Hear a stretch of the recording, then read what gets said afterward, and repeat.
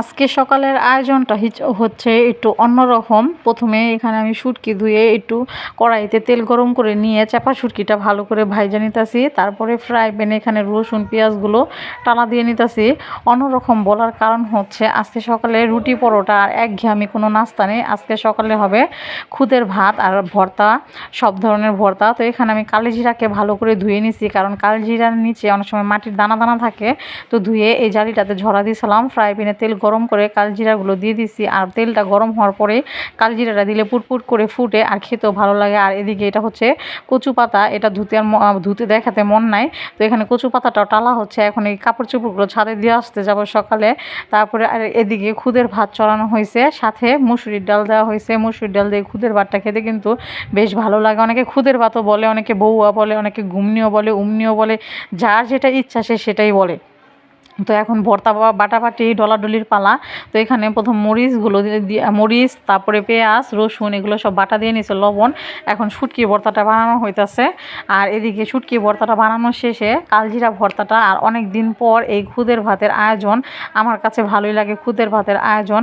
বিশেষ করে আমার সকালের চাইতে না রাতে এটা খেতে বেশ ভালো লাগে, পেট ভরে খাওয়া যায়। সকালে তো তেমন একটা আমি খেতে পারি না, এ কারণে আর কি বললাম। তো এখানে শুটকি ভর্তা বানানো শেষ, কালিজিরা ভর্তাও বানানো শেষ। এখন কচু পাতার ভর্তাটা বানানো হইতাছে। আমি প্রথমে মনে করছিলাম যে কচু পাতার ভর্তাটা গলায় ধরবে কিংবা গলা চুলকাবে, পরে দেখি যে না, কচু পাতার ভর্তাটা খাওয়ার সময় দেখলাম যে না, কোনো গলায় ধরে না। এই তো আমাদের দুই ধরনের ভর্তা বানানো শেষ। এখন এই যে এই ভর্তা বানানো শেষ, এই কচু পাতার ভর্তা। আর এখন খুদের ভাত সবাই একসাথে বসে খাওয়ার পালা। তো সবাই সবারটা নিয়ে নিছে, আমি আমারটা আমার মতো করে নিয়ে নিতেছি। আর এখানে আমি প্রথমে কালজিরা ভর্তা নিলাম, তারপরে শুটকি ভর্তা নিলাম। আর ভর্তাগুলো আজকে অনেক মজা হয়েছিল, অল্প ঝাল হয়েছিল, বেশি ঝাল ভর্তা আমি আবার খেতে পারি না, কম ঝালই আমার কাছে পছন্দ। তারপরে নিলাম কচু পাতা ভর্তা। তো সবাই যে একসাথে সাজায় নিলাম। এখন মজার চোটে খেতে খেতে সব খায় ফেলেছি, মনেই নেই ভিডিও করার কথা। তো শেষ একটু কালজিরাদা নিয়ে একটু কি ভিডিও করে আপনাদের সাথে শেয়ার করলাম। এই দেখেন ভর্তা খাওয়া শেষ, খাওয়া শেষ, দুপুরে রান্না বান্নার আয়োজন শুরু। তো আমার শ্বশুরে আজকে বাসায় ছিল, তো সে কচু পায়রা নিয়ে আসছে, এগুলো সব আমাদের ক্ষেতের কচু। তো নিয়ে আসছে, আমি আবার কচু টচু ভয় পাই ধরতে, কিন্তু খাইতে ঠিকই মজা পাই। তো যাই হোক, শ্বশুর কচু নিয়ে আসে, কাটতাছে। আর এদিকে বেগে ভরতাছে আমাদের বাড়িতে আর কি, আমার বাবার বাড়িতে দেওয়া হবে এই কারণে।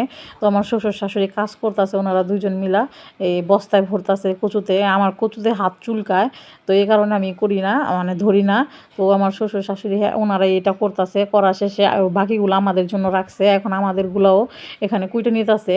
আর কচু খাইতে যতটা মজা, তার চাইতে বেশি কষ্ট হচ্ছে এর প্রসেসিংটা করা। কচুটা কাটা, ছিলা, আবার ধোয়া, ধুইতে গেলে তো বাবারে বাবা খবরই হয়ে যায়, তখন তো হাত পা একেবারে চুলকানি শুরু হয়ে যায়, কি একটা অবস্থা। তো এই কারণে আমি কচু ধরি না। তো যাই হোক, আমার শাশুড়ি আর চাচি শাশুড়ি মিলা ওনারা করছে কুইটা। এখন এই যে ইয়াতে বেসিনে ধুইতে নিয়ে নিছে, তো সিঙে ধুইতে নিয়ে নিছে। এখন আমি আবার খুরচুন্দা লাড়া দিতেছি, ওনারা হাত দেয় ধোয়, আমার হাত চুলকায় দেখা খুরচুন্দা ধরতেছে। আর দেখতেছি যে কচুর পানি কতটা কালা হয়ে গেছে। তো ধোয়া শেষে এই যে সিদ্ধ টিদ্ধ করা হয়েছে এখানে, তো রান্না করা হবে। তো এতগুলো কচু দেখেন কতটুকু হয়েছে। আর এদিকে আমার আদি আতা এসে আমার সাথে দাঁড়ায় রয়েছে।